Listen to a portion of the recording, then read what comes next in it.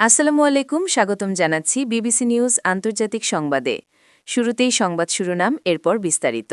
যুক্তরাষ্ট্রের সব কথা মানতে বাধ্য নয় যুক্তরাজ্য, মন্ত্রী। পাকিস্তানকে ধন্যবাদ জানালেন ইরানের পররাষ্ট্রমন্ত্রী। ইরানি মিসাইলে কাঁপল ইসরায়েল, আহত ২। ১৩১ বন্দীকে নিজ নিজ দেশে ফেরত পাঠাল মালয়েশিয়া। দর্শক, এতক্ষণ শুনছিলেন সংবাদ শিরোনাম। এখন বিস্তারিত।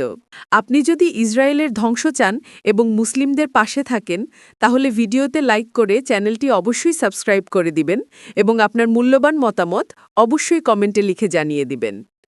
এখন বিস্তারিত। যুক্তরাষ্ট্রের সব কথা মানতে বাধ্য নয় যুক্তরাজ্য, মন্ত্রী। মার্কিন প্রেসিডেন্ট ডোনাল্ড ট্রাম্পের হুমকির কড়া প্রতিক্রিয়া জানিয়েছে যুক্তরাজ্য। একই সঙ্গে তাকে অত্যন্ত লেনদেনমুখী বা হিসেবি প্রেসিডেন্ট আখ্যা দিয়েছে দেশটি।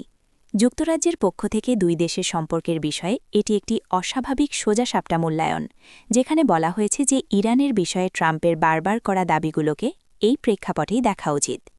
ইরান যুদ্ধে যুক্তরাষ্ট্র ও ইসরায়েলকে সাহায্য করার ক্ষেত্রেই যুক্তরাজ্যের তথাকথিত উৎসাহের অভাব নিয়ে ট্রাম্প আবারও সমালোচনা করার পর ব্রিটিশ প্রধানমন্ত্রী কিয়ার স্টারমারের অন্যতম এ জ্যেষ্ঠ মন্ত্রী বলেন, মার্কিন প্রেসিডেন্টের বাগাড়ম্বর থেকে গুরুত্বপূর্ণ বিষয়গুলোকে আলাদা করে দেখা জরুরি। পাকিস্তানকে ধন্যবাদ জানালেন ইরানের পররাষ্ট্রমন্ত্রী। যুক্তরাষ্ট্র ও ইসরায়েলের বিরুদ্ধে চলমান উত্তেজনার প্রেক্ষাপটে পাশে থাকার জন্য পাকিস্তানকে ধন্যবাদ জানিয়েছেন ইরানের পররাষ্ট্রমন্ত্রী আব্বাস আরাগচি। সোমবার ১৬ মার্চ সামাজিক যোগাযোগ মাধ্যম এক্সে দেওয়া এক পোস্টে তিনি এই কৃতজ্ঞতা প্রকাশ করেন। উর্দু ভাষায় করা ওই বার্তায় আরাগচি বলেন, মার্কিন ও ইসরায়েলি হামলার মুখে ইরান ও ইরানি জনগণের প্রতি সংহতি ও দৃঢ় সমর্থন জানানোর জন্য পাকিস্তানের সরকার ও জনগণের প্রতি তিনি আন্তরিক ধন্যবাদ জানাচ্ছেন। এদিকে ইরানের সঙ্গে প্রতিবেশী কয়েকটি দেশের সম্পর্ক বর্তমানে টানাপোড়েনের মধ্যে রয়েছে। উপসাগরীয় অনেক দেশে যুক্তরাষ্ট্রের সামরিক ঘাঁটি থাকায় সেসব অঞ্চল ইরানের ক্ষেপণাস্ত্র ও ড্রোন হামলার সম্ভাব্য লক্ষ্যবস্তুতে পরিণত হয়েছে। এর ফলে সৌদি আরব ও কাতারের মতো দেশগুলোর সঙ্গে তেহরানের সম্পর্কে কিছুটা তিক্ততা তৈরি হয়েছে। অন্যদিকে পাকিস্তানের সঙ্গে যুক্তরাষ্ট্র ও সৌদি আরবের ঘনিষ্ঠ সম্পর্ক রয়েছে, তাই ইরানের সঙ্গে ইসলামাবাদের অবস্থান নিয়ে বিশ্লেষকদের মধ্যে কিছুটা সংশয় ছিল। তবে ইরানের পররাষ্ট্রমন্ত্রীর সাম্প্রতিক মন্তব্যে বোঝা যাচ্ছে, মার্কিন সৌদি সমীকরণ পাকিস্তান ও ইরানের সম্পর্ককে বাধাগ্রস্ত করেনি। ইরানি মিসাইলে কাঁপল ইসরায়েল, আহত। ইরানে গণহত্যাকারী ইসরায়েল ও তাদের সহযোগী যুক্তরাষ্ট্রের যৌথ আগ্রাসনের ১৭তম দিন সোমবার ১৬ মার্চ নতুন করে উগ্র ইহুদিবাদী ভূখণ্ডটিকে কাঁপিয়ে দিয়েছে তেহরান। প্রচণ্ড বিস্ফোরণে আতঙ্ক ছড়িয়ে পড়েছে দখল করা শহর জেরুজালেমে। এতে ২ ইসরায়েলি আহত হয়েছে বলে জানা গেছে। ইসরায়েলি হোমফ্রন্ট কমান্ড জানায়, তারা ইরান থেকে মধ্য ইসরায়েল ও জেরুজালেম লক্ষ্য করে ছোড়া ক্ষেপণাস্ত্র শনাক্ত করেছে। তাৎক্ষণিকভাবে জারি করা হয় সতর্কবার্তা। এরপর জেরুজালেম ও মধ্য ইসরায়েলে বিস্ফোরণের খবর পাওয়া গেছে। জেরুজালেমে আঘাত হানল ইরানি ক্ষেপণাস্ত্র।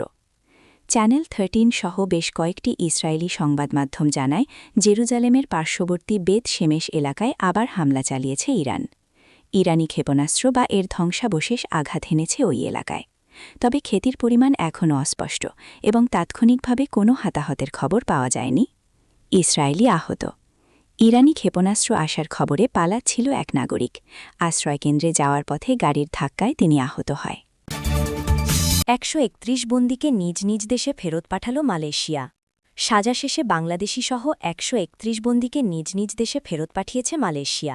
মার্চের দ্বিতীয় সপ্তাহে এবং আসন্ন ঈদকে সামনে রেখে পাইনাপেল টাউন ইমিগ্রেশন ডিপো বিভিন্ন দেশের মোট ১৩১ জন বন্দীকে তাদের নিজ নিজ দেশে ফেরত পাঠিয়েছে।